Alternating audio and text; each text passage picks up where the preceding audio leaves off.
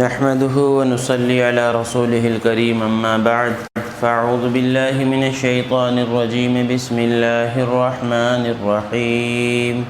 لقد من الله على المؤمنين إذ بعث فيهم رسولا من أنفسهم يتلو عليهم آياته ويزكيهم ويعلمهم الكتاب والحكمة وَإِن كَانُوا مِن قَبْلُ لَفِي ضَلَالٍ مُبِينٍ صدق اللہ العظیم۔ معزز سامعین، اللہ جل جلالہ عم نوالہ نے بے شمار نعمتیں ہم سب کو عطا فرمائی ہیں، اور وہ نعمتوں کا اگر ہم شمار کرنا چاہیں تو شمار نہیں کر سکتے، لیکن کسی نعمت کے بارے میں اللہ پاک نے یہ نہیں کہا کہ میں نے تمہارے اوپر احسان کیا۔ زمین بنائی، آسمان بنائے، دن اور رات بنائے، پانی ہوا کا نظام چلایا، انسانوں کی اپنی زندگی کا نظام چلایا، زمینوں سے غلے اگائے، بے شمار اللہ کی نعمتیں، لیکن اللہ نے یہ نہیں کہا کہ میں نے تمہارے اوپر احسان کیا۔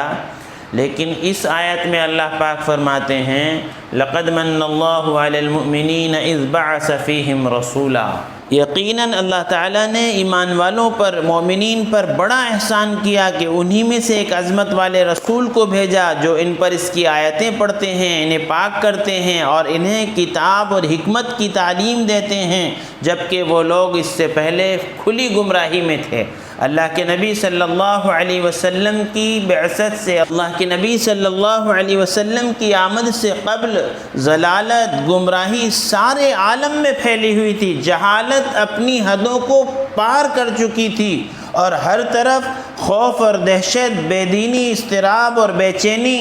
ظلم و زیادتی عام ہو چکی تھی۔ عورتوں کی عزت اور آبرو کو پامال کیا جا رہا تھا، اور چھوٹی چھوٹی باتوں اور معمولی چیزوں پر ایک دوسرے کا قتل کیا جا رہا تھا، ناحق یتیموں کا مال چھینا جا رہا تھا، کمزوروں اور ضعیفوں کو غلام بنایا جا رہا تھا، خانے کعبہ کا ننگے ہو کر طواف کیا جاتا تھا، اور بیواؤں کے ساتھ بہت بڑا سلوک کیا جاتا تھا، عورتوں کی کوئی عزت اور اہمیت نہیں تھی بلکہ عورتوں کو جانور تسلیم کیا جاتا تھا،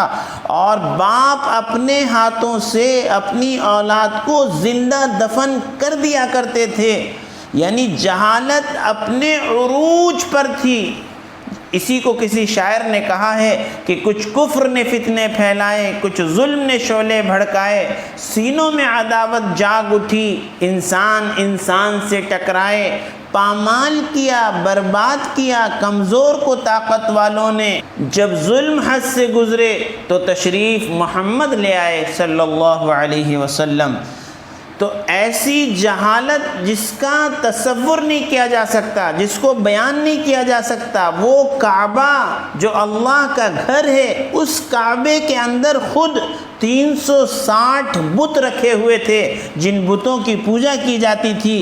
ایسی جہالت کے دور میں اور ایسے جہالت کے زمانے میں جب کوئی انسانوں پر حکومت کرنے کو تیار نہیں تھا اور کوئی مذہب اپنی اصلی حالت میں نہیں تھا، اس میں اتنی تحریف اور ترمیم ہو چکی تھی کہ اس کو اصلی شکل میں پہچاننا ممکن نہیں تھا۔ ایسے جہالت کے دور میں اللہ کے نبی صلی اللہ علیہ وسلم کی تشریف آوری ہوتی ہے۔ آپ سب نے وہ ابرہہ کا واقعہ سنا ہوگا کہ جو کعبے کو ڈھانے کے لیے ہاتھیوں کی فوج لے کر جو ہے کعبے پر چڑھائی کرتا ہے اور کعبے کو ڈھانے کے لیے نکلتا ہے، اور پھر اللہ تعالیٰ کی طرف سے عجیب معاملہ ہوتا ہے کہ اللہ پاک اپنی قدرت کا مظاہرہ فرماتے ہیں، اور ابابیل چڑیا آتی ہیں اور چھوٹی چھوٹی کنکریاں اپنی چونچ میں لے کر آتی ہیں، وہ کنکری ان کے اوپر گراتے ہیں اور وہ جو ہے پورا لشکر خاک ہو جاتا ہے، ہاتھی بھی بھوسا بن جاتے ہیں۔ اللہ اپنی قدرت کا مظاہرہ فرماتے ہیں۔ تو جس طرح ہر خزاں کے بعد بہار کا دور شروع ہونے لگتا ہے، رات کے بعد صبح طلوع ہونے لگتی ہے، یا جیسے بارش ہونے سے پہلے ٹھنڈی ہوائیں چلنے لگتی ہیں، ایسے ہی دو جہاں کے آقا حضرت محمد صلی اللہ علیہ وسلم کی ولادت سے پہلے ہوا۔ کچھ ایسے واقعات پیش آ رہے تھے جو دنیا والوں کو بتا رہے تھے کہ یہ ظلم کا اندھیرا چھٹنے والا ہے، اور کچھ ایسی نشانیاں ظاہر ہو رہی تھیں جنہیں دیکھ کر عقل والے جان گئے تھے کہ اب جہالت کی طویل شب رخصت ہونے والی ہے۔ ایسی علامات نظر آ رہی تھیں جن سے ثابت ہوتا تھا کہ رحمت کی بارش ہونے والی ہے، وہ صبح ہونے والی ہے جس کے طلوع کی بشارت حضرت موسیٰ علیہ السلام نے، حضرت عیسیٰ علیہ السلام نے، حضرت یحییٰ علیہ السلام نے دی تھی۔ وہ رحمت کی بارش ہونے والی ہے جس کا انتظار ہر ایک کو تھا، جس کا انتظار ان یتیموں کو تھا جن پر دست شفقت رکھنے والا کوئی نہیں تھا، ان بیواؤں کو تھا جن کے دامن پر بیوگی کے سوا کوئی داغ نہ تھا، مگر جاہلوں کی نظر میں یہ داغ ایسا تھا کہ اس کی وجہ سے وہ انسانی حقوق سے ان کو محروم رکھتے تھے۔ اس بہار کا انتظار ان بچیوں کو تھا جس کو زندہ درگور زندہ دفن کر دیا جاتا تھا۔ اس بہار کا انتظار ان مظلوموں کو تھا جن کی دستگیری کرنے والا کوئی نہیں تھا۔ اس بہار کا انتظار بحر و بر کو تھا جو فساد سے اور جہالت سے بھر چکے تھے۔ اس کا انتظار آسمان کو تھا جس کی آنکھیں توحید اور سجدوں کو ترس گئی تھیں۔ اس کا انتظار ان فرشتوں کو تھا جو صبح اور شام نام اعمال میں گناہوں کا اندراج کرتے کرتے تھک گئے تھے۔ اس کا انتظار شمس و قمر کو تھا جن کی روشنی سے استفادہ کرنے والوں میں کوئی مومن شامل نہ تھا۔ جی ہاں، ہر طرف انتظار ہی انتظار تھا۔ انسانوں کو انتظار، جناتوں کو انتظار، فرشتوں کو انتظار، مظلوموں اور یتیموں کو انتظار، بیواؤں اور ستم رسیدہ بچیوں کو انتظار، ایک ایسے رہبر کا، ایک ایسے مربی کا۔ اللہ کے نبی صلی اللہ علیہ وسلم خود فرماتے ہیں کہ میں اللہ کی عطا ہوں اور میں حضرت ابراہیم علیہ السلام کی دعاؤں کا ثمرہ ہوں۔ اللہ پاک نے حضرت ابراہیم علیہ السلام سے بے پناہ امتحانات لیے، اور حضرت ابراہیم علیہ السلام ہر امتحان میں کھرے اترے،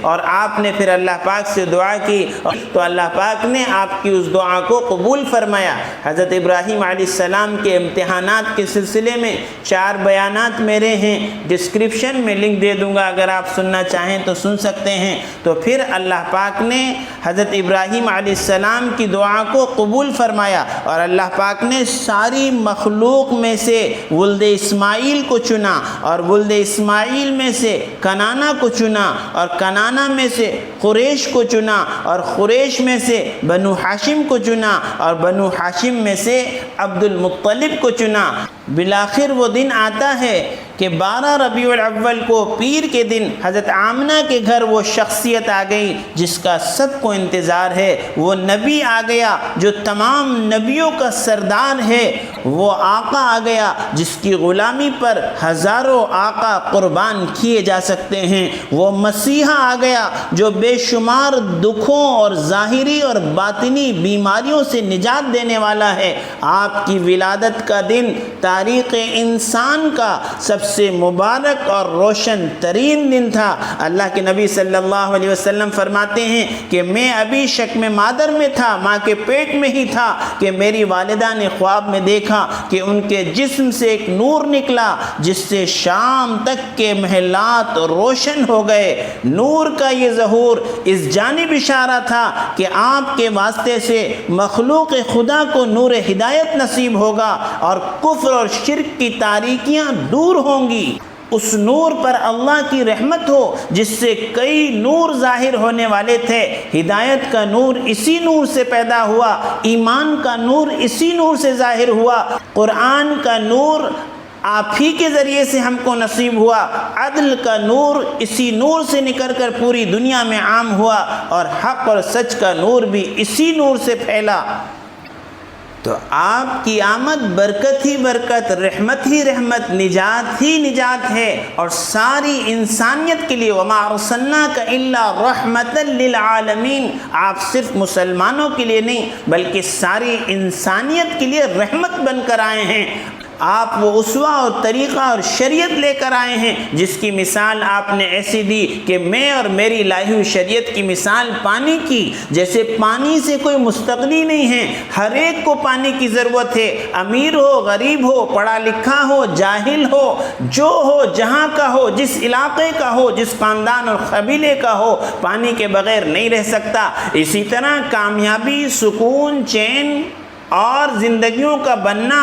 اور آخرت کا سنورنا، یہ سب کا سب اللہ کے نبی صلی اللہ علیہ وسلم کی شریعت اور اللہ کے نبی صلی اللہ علیہ وسلم کی اسوہ حسنہ پر عمل کرنے سے حاصل ہو سکتا ہے۔ محمد کی غلامی دین حق کی شرط اول ہے، اور اگر اس میں ہو خامی تو سب کچھ نامکمل ہے۔ ربیع الاول کا مہینہ چل رہا ہے، اللہ کے نبی صلی اللہ علیہ وسلم کی آمد کا مہینہ ہے۔ اللہ کے نبی صلی اللہ علیہ وسلم سراپا رحمت ساری انسانیت کے لیے ہیں، اور کوئی آدمی اللہ کا محبوب بن نہیں سکتا جب تک کہ اللہ کے نبی صلی اللہ علیہ وسلم کی غلامی کو اختیار نہ کرے۔ قُلْ إِن كُنتُمْ تُحِبُّونَ اللَّهَ فَاتَّبِعُونِي، اگر اللہ کے محبوب بننا چاہتے ہو تو نبی رحمت صلی اللہ علیہ وسلم کی اتباع کرو۔ اللہ تعالیٰ سے دعا ہے اللہ تعالیٰ ہم سب کو اللہ کے نبی صلی اللہ علیہ وسلم سے سچی پکی محبت عطا فرمائے، اور اللہ پاک ہم سب کو نبی رحمت صلی اللہ علیہ وسلم کی سنتوں پر عمل کرنے والا بنائے۔ اللہ پاک ہم سب کو آقا نامدار تاجدار مدینہ جناب رسول اللہ صلی اللہ علیہ وسلم کی زیارت نصیب فرمائے، اور اللہ پاک ہم سب کو میدان محشر میں آقا کی شفاعت نصیب فرمائے، اور اللہ پاک ہم سب کو آقا کے دست مبارک سے حوض کوثر کا پانی نصیب فرمائے۔ وآخر دعوانا الحمد للہ رب العالمین۔